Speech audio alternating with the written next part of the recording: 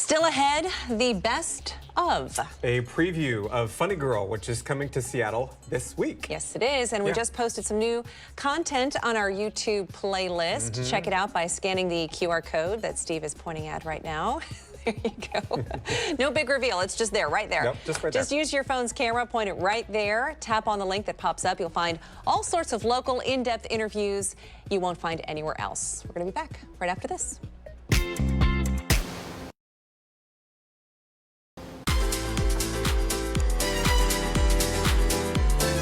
Welcome back. In today's The Best Of, a sensational Broadway revival is here in Seattle starting tomorrow. Yeah, we're talking about Funny Girl. It's a comedy about Fanny Brice, a girl who dreamed of life on a stage. Everyone told her, though, she'd never be a star, but then something funny happened. Holly Menino had a chance to talk with Hannah Shankman, who plays Fanny.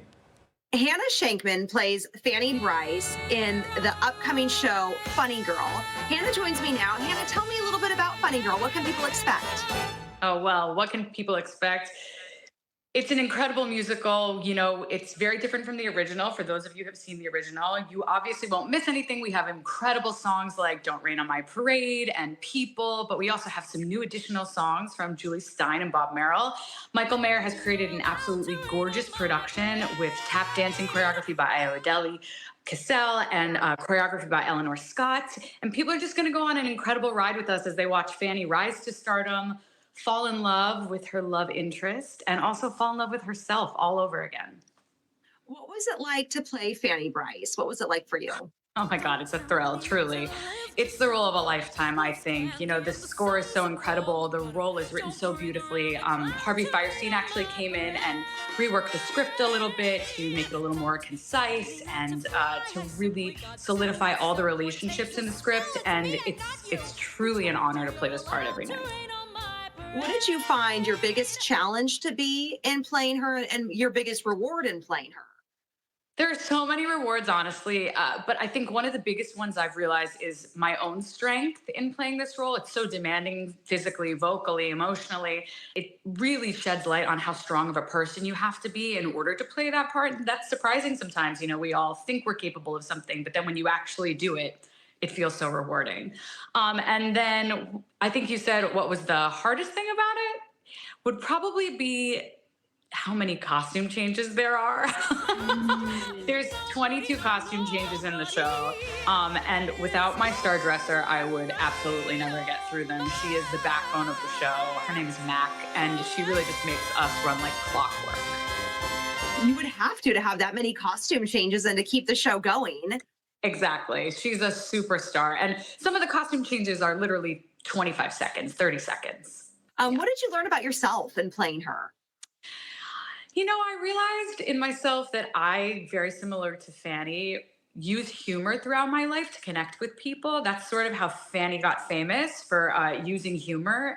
She was a very, very famous comedian in the early part of the 20th century. And I realized that that's something I really do in my life. I use humor to connect with people, form relationships, you know, make light of situations. And I think I had always known that, but it really showed me how much it was true. What do you hope audiences get out of watching the show? How do you hope they feel when they walk out of the theater? Empowered. You know, Fanny really goes through a crazy emotional journey during the show. She grows up during the show, but you end the show with her feeling so empowered that I hope audiences feel that empowered in their own lives. Okay, Hannah Shankman playing Fanny Brice in Funny Girl. Thanks so much. Thank you for having me.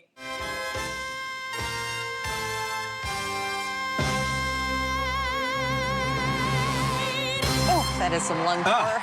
That makes the hairs go up in your arm. Well, you know, and this was an iconic role for Barbara Streisand, and then most recently, like Leah Michelle, you know, but I still haven't seen it. I know. I want to go see it, Add too. it on the It's list. so good. All right, for more information on Funny Girl and to buy tickets, we made it easy for you to scan that QR code. This one's a little bit taller, so I have to put my arm a little bit more. All right, scan that QR code that popped up in the corner of your screen, or go directly to komonews.com/hotlinks. From there, you're going to find a link to the events website. So should be a good show, and it starts The 24th. Tomorrow. Yes, tomorrow to the 29th. Yes. At the end of the month. So let's bring in Jordan, our producer now, for the ARC Seattle question of the day. So this is what we're asking folks today. What's the best theatrical production that you've seen? And we've gotten some replies to this, huh?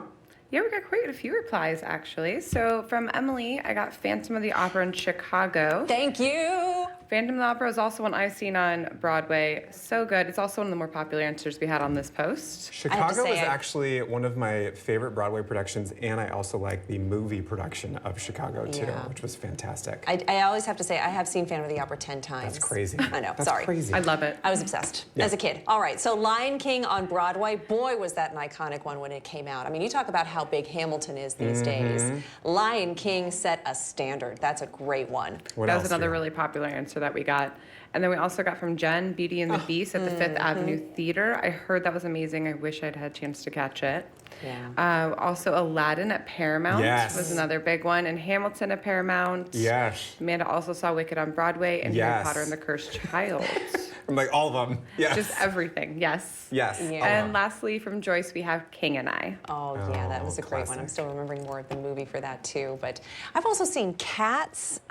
Starlight Express was a really old one. I don't think a lot of people remember that one. I did not hear good things about that. It's, I guess maybe it's the age, you know, whether of how you've seen it, and if you've been exposed to musical theater before, because if that's your first impression of it, it's amazing. I mean, the dancing, the choreography is phenomenal. The makeup work is amazing too, and I've seen it 3 times. Probably once would have been enough. Oh my gosh.